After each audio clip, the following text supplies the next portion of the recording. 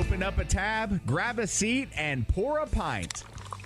It's time for the Beer Guys Radio Show. You want free beer? Go to the brewery. Dedicated to the art, science, and enjoyment of craft beer. Yo, what's wrong with the beer we got? Now, here are your hosts, Tim Dennis and Brian Hewitt. Welcome to the Beer Guys Radio Show. We are broadcasting from the Beer Guys Radio Studios in Marietta, Georgia. And this week, we're talking with San Antonio's Roadmap Brewing. I am Tim Dennis, and with me, as always, is my good friend and co-host, Brian Hewitt.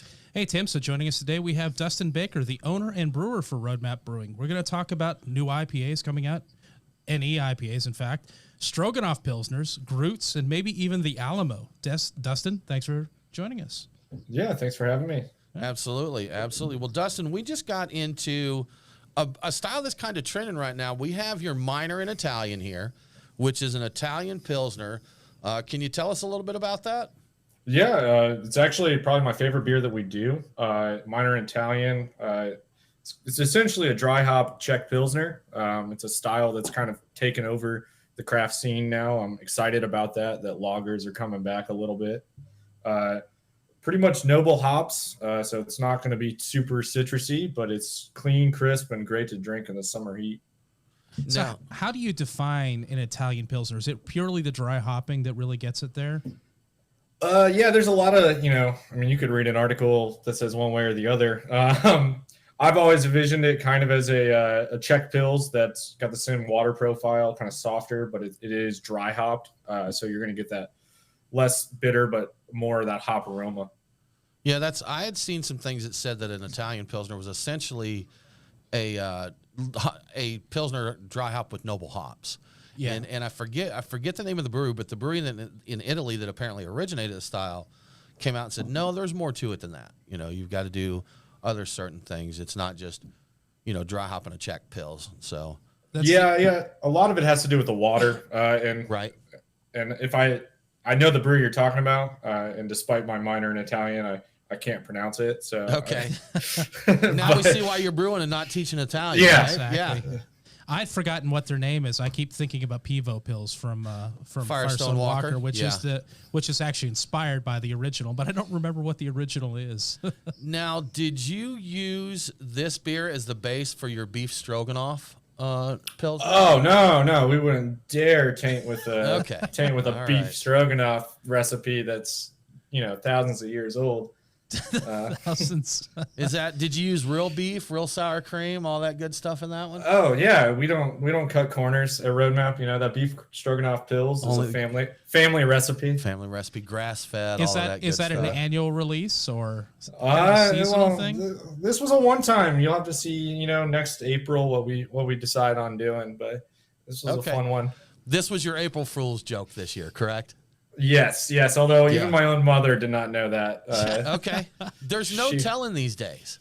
Yeah, particularly. I don't know what the beer scene's like on that side of the country, but here there's some stuff that I see in the middle of October that I'm like, what? It's not April Fool's yet.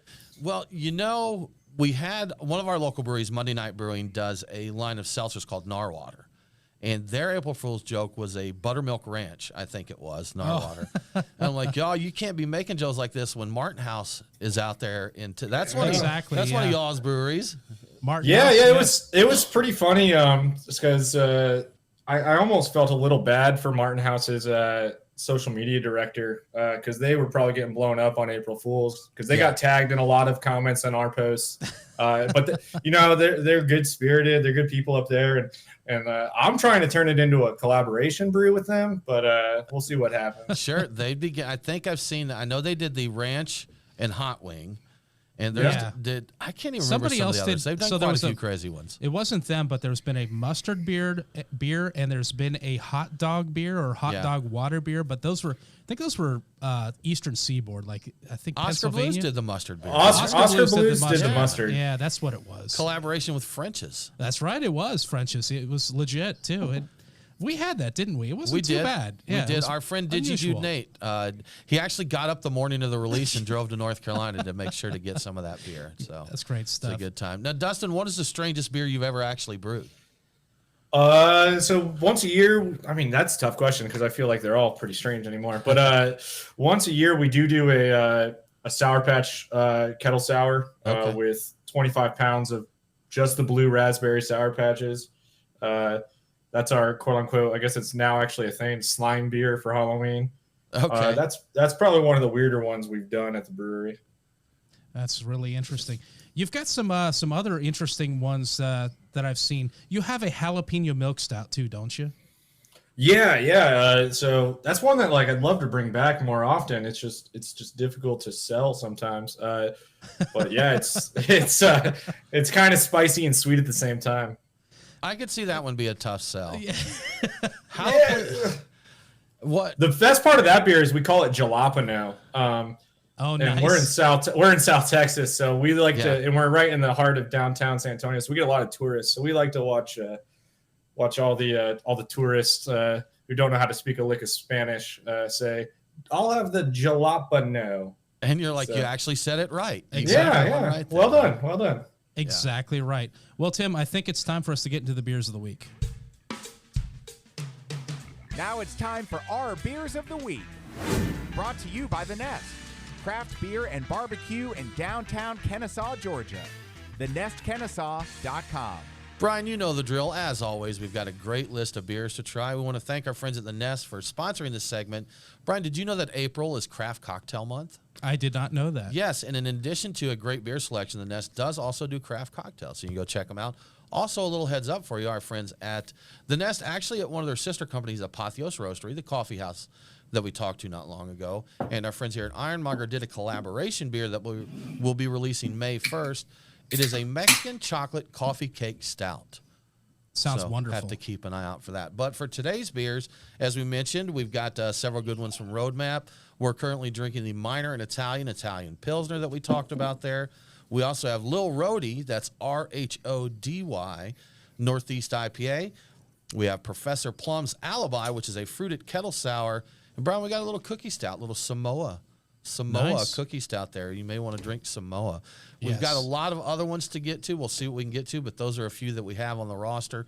Dustin, thank you. You sent us quite a nice selection of no shorties to choose from there, right? Yeah, I'm happy you listed them because I honestly forgot what I sent you. Just so. loaded the box up and send it. There's even a works few for more me. that we didn't list. Yes, but we'll get to all of them that we can. So looking forward to that. Brian, what's happening this week in the news? What's in the news? The beer guys have the scoop. Extra, read all about it. Time for headlines. Okay, we've got some 2020 beer stats. The Brewers Association has released their industry production report for 2020. The headline is that we've reached an all-time high in terms of operating breweries, but at a time when we're seeing the first production decline in the modern craft beer era. Craft breweries approached 23.1 million barrels in 2020, which is a 9% decline from 2019, which saw 26.3 million barrels sold. Overall, the market declined by 3% last year, which is about $22.3 billion in retail sales. On the bright side, even with draft sales down 40% last year, small breweries demonstrated incredible resilience, with the total number of craft breweries climbing to 8,764, which is the highest number ever. Yep. If you'd like more details, there's a really cool infographic on the Brewers Association's website that details this and a whole bunch more. So good and bad news, honestly. Yeah, But I guess it could have been more bleak. You know, It could have been, Definitely yeah. could have been. How did 2020 go for you overall, Dustin? Yeah, it was an interesting year. Those stats pretty much line up that we grew in production side. We're doing way more cans than we ever thought we would. Well, frankly, than we ever want to do. Right. But yeah, it's been going well, and we're pushing through and staying steady as much as we can and rolling with the punches. Guess that's all you can do. yeah. Yeah. In related news, the Brewers Association's economist Bart Watson says craft beer will likely return to growth in 2021, and it could even be greater growth than the 3 to 4% we saw in 2019. But in all likelihood, craft beer won't make up for all the volume lost in 2020, at least not in 2021. So it may be 4% or something, but it's still not going to quite catch up. And craft beer is becoming a more mature market, so according to Bart Watson, we're likely to see it settle into more of a 2 to 3% range in the coming years. I mean, even if we're having some growth, that's a good thing. Some growth is good. Can't argue with Yeah. that. Better than going backwards. Exactly, exactly. And the little bit of slide this year with the pandemic, about the best we can hope for. It's kind of a forced loss. Yeah. I mean, what can you do about that, right? Sure. Yeah, I mean, and with the single digit decline, if they said beer slid 20%, that would hurt a lot more. But Exactly. I did notice that the ratio of closers to openings the closers did eke up quite a bit there. I think it was about like a 1-3 or something. That sounds about right from what I recall. Yeah. Okay. Yeah. Well, you're listening to the Beer Guys Radio Show. We do need to take a break, but we'll be back very soon with more from Roadmap Brewing.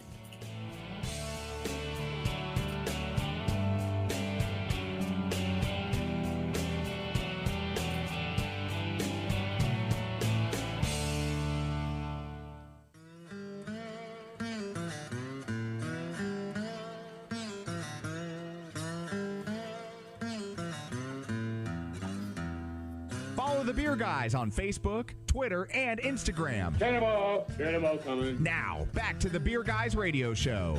Welcome back to the Beer Guys Radio Show. Remember, all episodes are available on demand, so if you missed the broadcast, get the podcast. Beer Guys Radio is available on all popular and unpopular podcasting apps. Now let's get back to Roadmap Brewing. Dustin, we talked to you some ahead of time setting up for the show. We know that you were a school teacher, middle school teacher. Is that correct? Yeah, it's middle school. Okay, and we've already learned that you do have a minor in Italian along with your other degrees that you use every day at Roadmap Brewing, right? Yeah. Ciao, Bella. There you go. See, done. So with being a school teacher and, the degrees in that, how did Roadmap Brewing become a thing? I was just young and dumb enough, I guess. I got into home brewing as a wedding present. I registered kind of secretly on Amazon for a homebrew kit when we got married, and then my wife's uncle bought it for us, and kind of took off from there. Then I moved down to San Antonio for a teaching position. Lost a little bit of faith in the education system. I missed the kids, but they were driving me to drink a lot and brew a lot. So I started chasing another passion, and that's how Roadmap kind of started to happen. So it's kind of a cost savings type of thing. You're driving me to drink, so I'm going to brew my own, so I don't spend all this money. Don't go. Yeah, to this day, we still do a teacher discount 7 days a week because no one needs a beer like a teacher does. Okay, yeah, makes sense. Which are harder to wrangle, yeast or children? Well, today it was yeast, but yeah. That makes sense. Yeah. Drunk people's the answer. Drunk people, even harder than kids. Yeah. At least you didn't have a drunk middle schooler after drinking half a can of Ginny Cream. You'd be amazed in the last district I taught in. We had 8th graders driving to school. All right. Wow. Do what you do then, huh? Yeah. See, I went to school some of my time in kind of rural Arkansas, and one thing I remember there is I remember in high school, deer hunting, the beginning of deer hunting season was like, it was understood kids weren't coming to school then. Like that was a day off and they didn't get counted. It was just understood for a lot of these kids that when deer season opened up, that was a day off. And I can also remember kids bringing their new hunting rifles to class and showing off their hunting rifles. Can't even imagine that happening now. And it was very common to see a pickup truck. I haven't seen one in years and years and years, but pickup trucks used to have where they'd hang them on the window behind the driver, like inside the truck. Racks. They would have a gun rack with a couple rifles. We'd always have trucks parked on campus with hunting rifles in them. So I actually, in an area of Eastern Oregon where I lived for a number of years during high school, gun racks in the back of trucks were not uncommon. It's like they hunted. Yeah. No more. No more. Yeah, I taught in Pittsburgh, and we got off. I guess they got smart up there.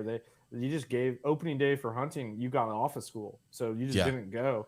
And then my wife went to high school up there, and they had a rifle team. So the rifle team would just bring their guns to school and put them in the locker. It was a different time. Seriously, yeah. It wasn't that long ago, honestly. Like it wasn't. I guess for me it was a little bit. I was gonna say some of the big episodes with guns happened like shortly after I got out of high school, basically. Yeah. So I was on the tail end of it's. Oh, that's no big deal. So, I don't remember in my entire school career ever hear about a shooting at school. No, not at all. The worst thing, people would get in a fight.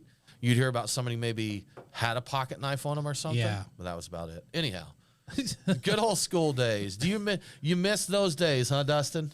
Sometimes, yeah. I mean, our glycol system went down yesterday, so that day I missed it. But Okay, yeah. I gotcha.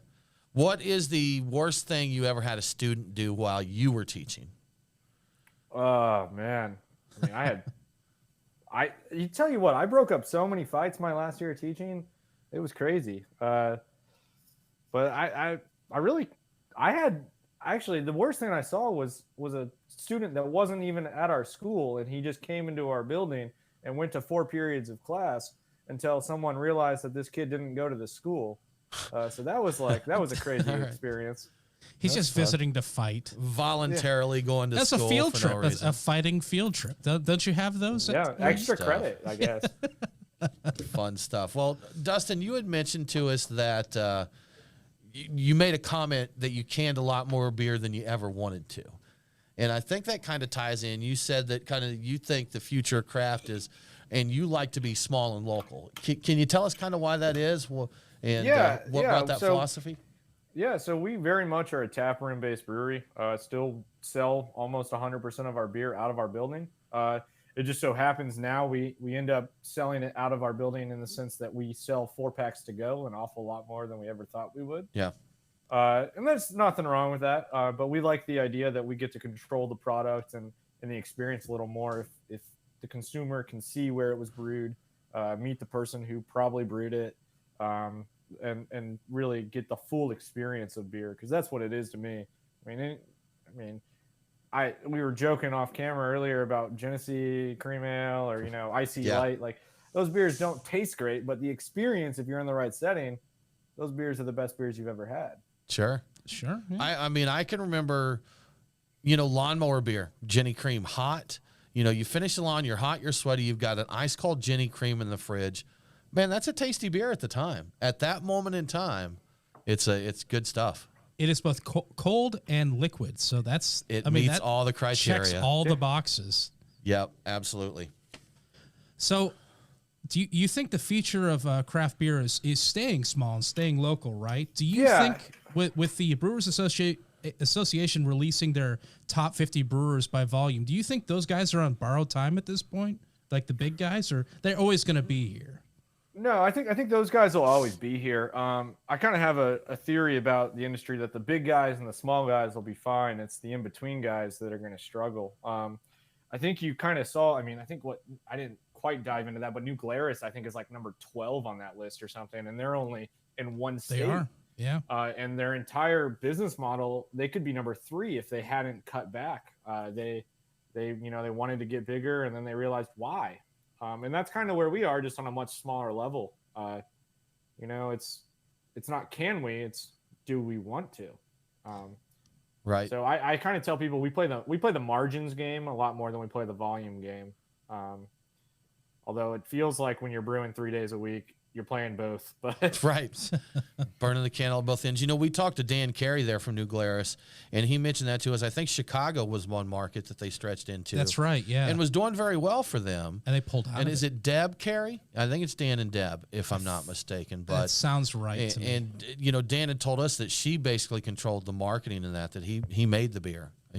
For sure. And she just decided, she's like, I'm not doing this. It's not worth it. Let's take care of Wisconsin. Rather than have the headache of this, get out. And it's obviously worked really well for them. And Chicago was really sad to see him go. They were upset that they left, but it's worked out so well for them in the long term. Yeah, I'm sure there's plenty of people listening in Chicago who drive up to Wisconsin every weekend. Sure. Oh, yeah. Yeah. I need someone who does that every weekend from Georgia so I can get some Wisconsin Belgian Red. Oh, yeah. Get those beers. Enjoy those. For sure. Now, Dustin, you also do a good bit of charity work. Involved in the community, something we've talked about a lot with craft breweries. And I guess a recent challenge that hit, Texas really got slammed with a winter storm this year, right? Yeah, that was a fun experience. I'm saying that with, I realize people can't see me. I have a smile on my face when I say fun. It was interesting. I'm from the north, so I'm used to winter storms, but the power outages and the water outages were a whole new element for me. So we were happy to get to help out and get some water in some people's hands. part of Right. being a tap room is that you're part of the community. So you want to take care of that community so that they take care of you. And it was that easy. I was talking to some friends I've got friends in Dallas, Fort Worth area, Houston area, and it got scary. You never think about this stuff hitting to where we had a quote unquote blizzard several years ago here. Yeah. But it shut us down for like a week. It seriously did. And it got to the point where there was no food at the grocery store. You couldn't get out to get gas. People abandoned cars in the road. Yeah. So which it's is crazy. I don't think a lot of people realize that how little time it takes before things really start falling apart on you. And you need someone like you guys out there just to get fresh water, so. Yeah, I was excited to see that a bunch of people jumped on board too. So we weren't the only brewery who was doing it in town. And the whole brewing community really hopped up and said, hey, we got a shit ton of water that we can't really do anything with. So here you go. You kind of kicked it off, though. You got the ball rolling when it came to that, right? Was that you? Yeah, I don't know if we were the first in Texas. I know we were the first in South Texas. And then it kind of started to span, largely because I ran out of water at my house. So I had a reason. You had to help yourself as well, right? Yeah. Good stuff. Well, we do need to take a break. You're listening to the Beer Guys Radio Show.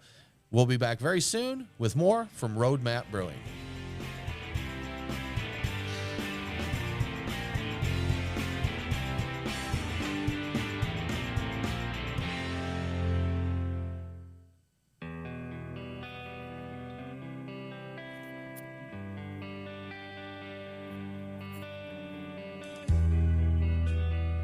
Follow the Beer Guys on Facebook, Twitter, and Instagram. What in tarnation? Now, back to the Beer Guys Radio Show. Welcome back to the Beer Guys Radio Show. I want to give a quick shout out to one of our great radio affiliates, WUVR 1490 AM and 98.9 FM in Lebanon, New Hampshire. Catch Beer Guys Radio on WUVR every Saturday at 10 p.m. local time. Now let's get back to Roadmap Brewing. Dustin, we have just cracked into Professor Plum's alibi here. Can you tell us a little bit about this beer? Yeah, Professor Plum was our first kettle sour that we did on a commercial scale, actually. I had just taken a trip back to visit some family in Pittsburgh. San Antonio is a little behind the beer curve in a lot of ways, but we came back from Pittsburgh seeing that they were doing a lot of New England IPAs and fruited sours, and we're like, hey, let's try a crack at it. No one had done one in town. And so we started doing it. We tried it out a couple times on a small scale and then launched it up. It's a kettle sour with plum and lactose, so it does finish a little sweeter. I hesitate to call it a smoothie sour because that kind of has a new connotation in nowadays. It's not too severe either. No. It tastes like beer. There's carbonation and there's like a foamy head when you pour it. There is. So yeah, it's actually our top selling beer, which if you would have told me that and when I was writing the business plan 4 years ago, I would have laughed at you that South Texas would love a fruited kettle sour, but here we are 4 years later and it's pretty delicious. It's a little sweet for my liking, if I'm honest. I like some of our fruited sours that don't have the lactose, but it is our top selling beer, so we must be doing something right with it. Speaking of things you would have just kind of laughed at, like you wouldn't have ever expected when you're writing up your business plan that hard seltzers would be such a thing and they'd be stealing market share away from beer. Like, who would have thought this? Basically, we've got Zima taking over the world right now. Are they taking market share from beer, though? Are those? You know what? I do know a few beer drinkers that go that way. They are definitely taking shelf space away from beer. 100%. Fair enough. Yeah, I think they're taking shelf space away from more macro than they are from the craft scene, in my opinion. I think that, anecdotally, Bart Watson's the guy to ask on that. But I imagine that Bud Light's giving up some of their shelf space for Bud Light Seltzer and so on. Yeah, they were quick to get on board with that. Do you know we had Seltzer Fest here in Atlanta last week? Or Seltzerland. Seltzerland. I think it was Bud Light did it, the Seltzerland. So I did not attend. I have a pickle seltzer in my fridge right now that my wife bought because it was in the singles section of the grocery store and was like, how could she not? And I was like, well, there's a lot of ways you could not, but I'm conflicted by that because I was going to say, I like me some pickles. I like pickle juice and Brian's not on board with like all the fruit ones, but you start talking pickle, and Brian may be sold on seltzer. Pickle. I might make an exception for that. What about the Stroganoff ranch seltzer. seltzer from Stroganoff seltzer. see? Hang there you on. go, man. Is it ranch or Cool Ranch? Let's call it Cool Ranch. Well, if you cool it down, it's Cool Ranch, There right? you go. Yeah, Yeah. served cold. You know what? I would have to take a taste of that, but that sounds absolutely awful. It Right. really it does. Yeah. Pass. Dustin, you made a comment about San Antonio and kind of where they stand in the beer scene there. I know we just had a friend open a brewery in Fort Worth, and I know, Dallas, Fort Worth area is pretty busy. Houston's got some good stuff. Is San Antonio a little behind as far as Texas goes? Yeah, I mean, I think Texas as a whole is a little behind, but San Antonio, we were really excited to have CBC, the biggest conference in the world for our industry here, and then COVID kind of shut that down within a month's time. So we're a little behind, but I mean, we're picking up pace. We're the 7th biggest city in the country, and at the time that we opened 3 years ago, I think we were the 12th brewery. The 8th biggest city in the country is San Diego, and I can't even fathom how many breweries are in San Diego. So the per capita ratio of breweries in this state and in this city is pretty behind. But our taste and our flavor, we're picking it up where we can. But you're not actually having to educate a lot of people, or are you, about craft beer? Because small cities, I know, are still in the process of bringing people up to speed as to what craft beer was. Kind of what we were doing like 4, 5, 6, 7 years ago here, Yeah, I mean, we still get that a little bit. We really try to. Some of our proudest beers that we do are lagers, and it's explaining like what a lager is compared to not all lagers are just Lone Star Light or Bud Light or Coors Light or so there is some of that, and then just understanding that not all IPAs are going to be bitter bombs. That can be something that we still interact with quite a bit. We're in a bit of a tourist area. We're right downtown in San Antonio, about a half mile from the Alamo. So we get a lot of people from out of town that do come by the brewery, and we don't have to educate them. But they're not our bread and butter. Our bread and butter is San Antonio, the community. So, Dustin, Brian begged me to tell this story to you when we had you on here, when you mentioned the Alamo. So I actually have a relative who fought and died at the battle at the Alamo, and his name is on the monuments there, Micaiah Autry. He was in the movie The Alamo. He's portrayed in there. So he is my second cousin 5 times removed. So, and there's a letter that he wrote to his wife on display, and apparently an eagle that he carved. I've never been down there to see any of this, so it could be lies. Very underwhelming. I'm going to be honest with you. Wow. Wow. You know what? This show is directly over, across. man. This show is We're done. Sorry. We're done. Sorry. Directly across from that grave or that monument is Ripley's Believe It or Not, and see, he's not in there. In a wax museum. So he fought and died at the Battle of Ripley's.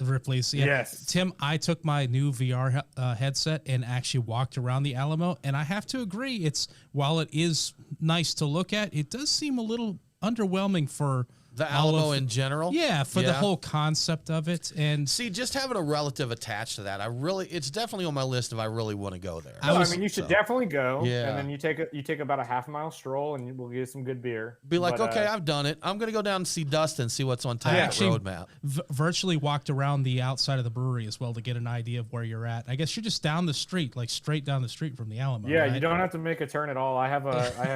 We have a beer named Electric Skateboard, but I have an electric skateboard that I'll ride through downtown all the time, and it's there you go, man. No turns. He's no ready turns to party. required. No turns required. That's a great beer name. That is, yeah. Let me take my phone out and get that. Get that down real quick. Go, just get it. Now, Dustin, we did want to mention something that kind of tied into something we spoke about last week. We had Brian Orlando on with us, who had collaborated with 1940s Brewing Company. They did a beer called Never Alone for mental health awareness, and Roadmap actually does one called Things We Don't Say. And that is also for mental health. Can you tell us about that project? Yeah, I can't steal too much of the credit there. We've done some stuff. We have a wake up call. We did a campaign for suicide awareness with our coffee milk stout. But Things We Don't Say actually was started by Eagle Park in Milwaukee. And the whole concept is really that there's too many things we don't say and we don't talk about. And mental health is probably the biggest one. So it's a cause that's really close to our family and to our brewery as a whole. So it's one that we're excited to release this coming summer. That's awesome. So it's kind of another open source project where they've got the recipe, you can brew it and help out with the cause there. Is that right? Yeah. So I mean, I think the big one that everyone remembers is All Together, and then Black is Beautiful started here in town from brewery less than Weathered 5 miles from my house. Souls, right? Yeah. So those two were the big ones, and then this one, I hope it gets to that level because that's kind of the whole thing is that no one's talking about it, and so we were really excited. Currently, I think we're still the only Texas brewery to be participating. I'm talking with the Texas Brewers Guild about getting some more people involved and how we can expand that. But it's all about getting the awareness out there that it's okay not to be okay. And we all got a lot going on in this not so roaring 20s that it's been. Do you remember all of that? Yeah. Like I remember at the end of 2019, everybody talking about their roaring 20s parties and that. The holiday party I went to was a roaring 20s. We should have known when we saw Tiger King and like that type of roar was what they meant. That's it. Roared right at us. We were never man. going to recover from this financially. That's right. That's it. Yeah, and mental health has still got such a stigma to it. If you hear anybody talk about I went to my therapist or I'm going, taking an antidepressant or something. A lot of people still, don't view that just like if you said, hey, I've got this sickness, I've got COVID-19 and I'm being treated for that. No one's going to take a weird look at you for that. Yeah. And it's funny, actually, it's perfect timing because actually I don't get a lot of days off as a brewery owner, but I actually was lucky enough to get a day off to go up to Austin, just me and my dog. And we went and had a brewery little tour and visited some friends. And that was my therapy session. It doesn't have to be a therapeutic, therapist. Just something for yourself. Take care of your brain. Go outside, get some sunlight, vitamin D, get healed. You're listening to the Beer Guys radio show. We do need to take another break, but we'll be back very soon with more from Roadmap Brewing.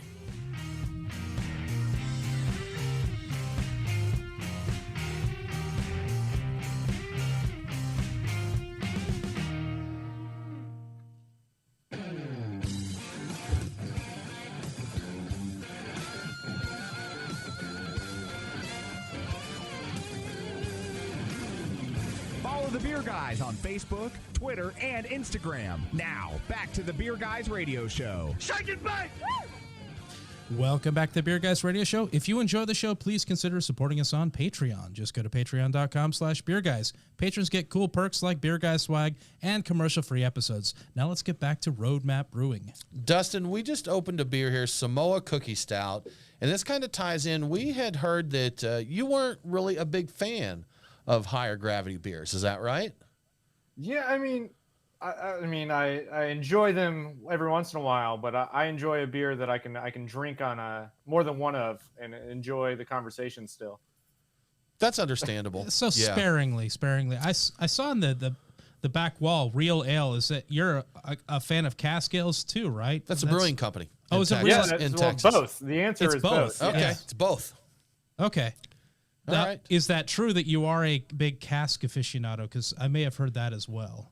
I lived in London for a little bit. I studied in London. I drank lots of cask. I wish that I could get to brew it. We had the equipment to properly pour it here, but we're working on it. That's what I'll say. Okay, we've got a few local people here that have the love for cask ale, and we see them pop up every now and then.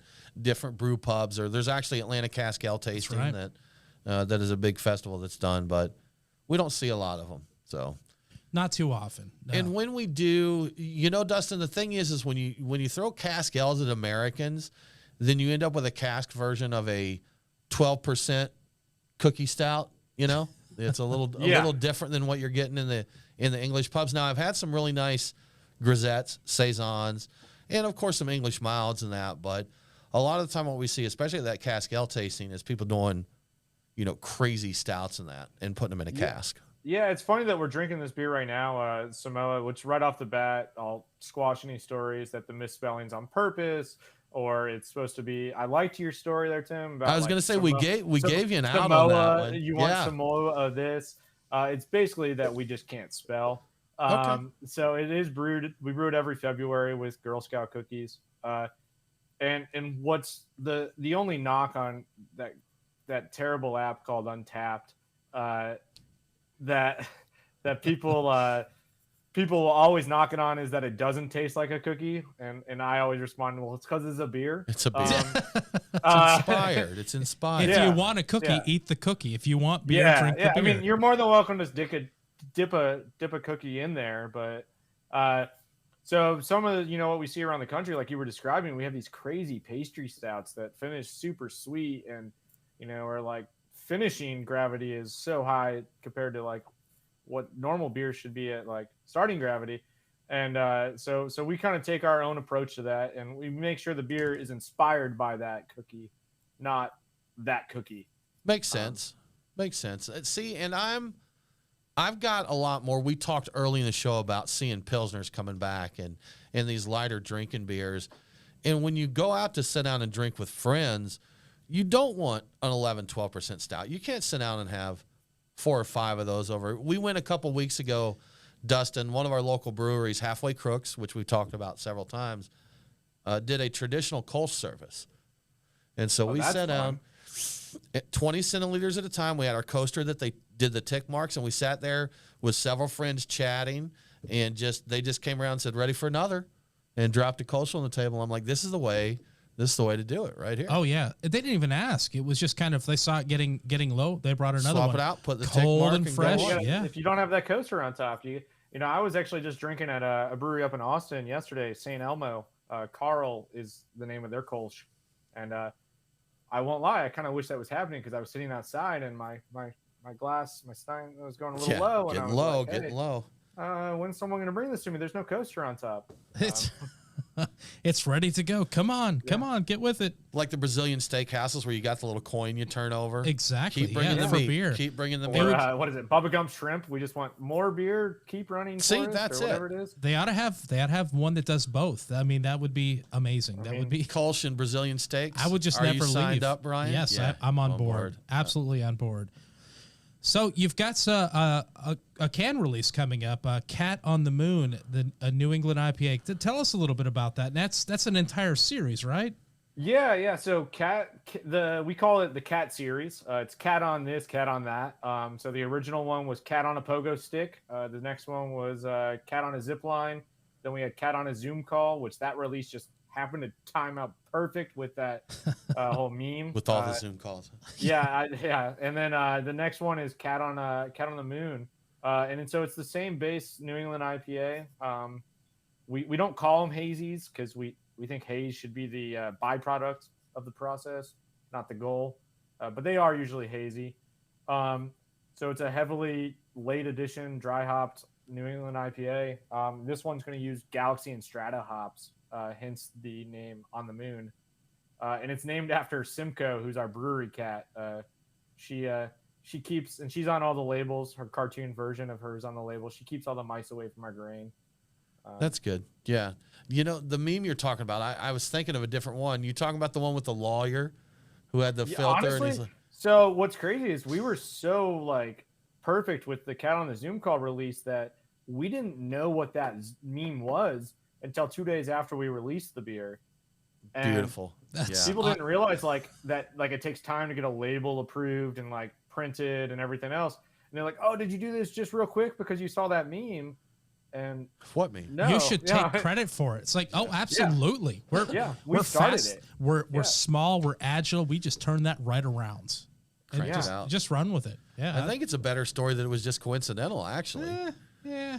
But I'm going to take the different approach that we were just ahead of it. That's right. Ahead of the time. We didn't start it. We weren't behind it. We were just ahead of it. I am not a cat, Your Honor. Yeah. So just FYI there. Now, Brian, you had a few beers that you mentioned, kind of some neat names in our promo that we did for this last week. I think Whole Fields of Barley, 2-year BA Midnight Train to Kentucky, and we talked about Little Rodeo already there. So, you missed one of our core beers is Minivan Dad. That's our double IPA. Okay. That's our second top selling beer. I am a dad. I do drive a minivan, and I do think it is the most versatile car there is. Just like a double IPA is a very versatile beer. Do you feel like it changes you getting into a minivan? Because I've seen people who get into a minivan, they seem sane. They get into a minivan and then they seem to lose it. I don't know. Maybe just my the trick view is of to people just driving. lose it before you get in. Oh, And maybe then, it's they lost it and that's why they Time got for the in. minivan. Okay, all right. Dustin, something Brian is forgetting right now is when we went down to Tampa several years ago for Hunapoo's festival. Yeah. And our rental car happened to be a minivan. It was. And I think we had 6. Man, let me tell you about a gorgeous ride on the interstate down there. All that you got to room. get the stow and go. You can put the beer underneath the floor. I'm like, we brought back all the beer we wanted. We did. There was no problem with enough space. I'm like, anybody else needs some more beer? Anybody else needs more I sent stuff? you guys a can of that. You got to read the little story on the We back of the did. can. We did actually. Yeah, we do have it. We'll have to check that out. But we did. I think ours was a Town and Country. Is that one a Chrysler? I think it was a Town and Country. Is that a minivan or is that a full-on van? That was a minivan. Was it? You don't know nothing about a minivan. I don't know anything about vans. You need a van. You need a big cargo van with an airbrush scene on the side. I need a van Brian. down by the river is what I need. Yeah, good stuff. Well, you know what? Before we run out of time here, something we definitely want to talk about. We want to talk about Groots, Dustin, because you don't hear a lot of hot Groot talk. So we're going to change that here today.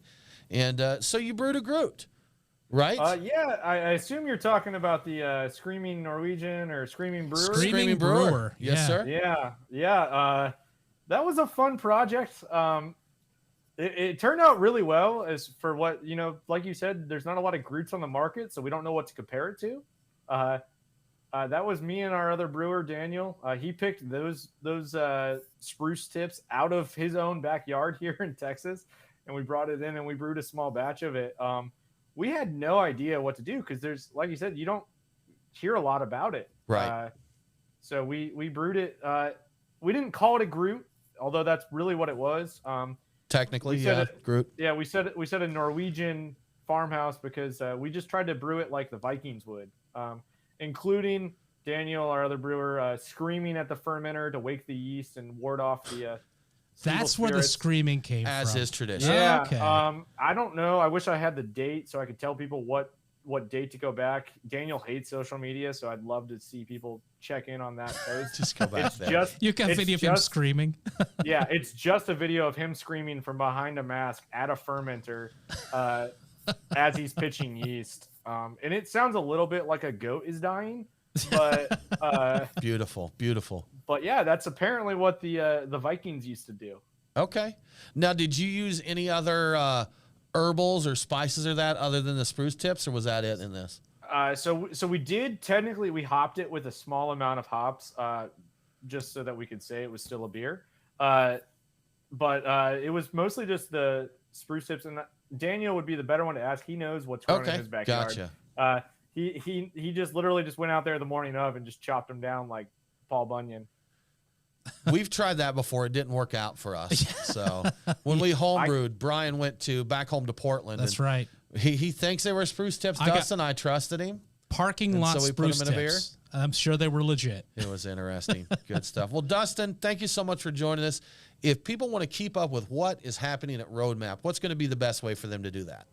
Yeah, check out all the social media platforms, Facebook, Twitter, Instagram. Admittedly, not that active on Twitter, but it's at Roadmap Brewing, so straight across the board, or roadmapbrewing.com. Awesome. Sounds good. We really appreciate it. Yeah. Thanks for having me on. You bet. Well, that about wraps it up for this episode of the Beer Guys Radio Show. Join us next week as we talk with Iron Hill Brewery. We are Beer Guys Radio on Facebook, Twitter, and Instagram. Thanks for tuning in. Have a great week, and don't forget to drink local. Cheers.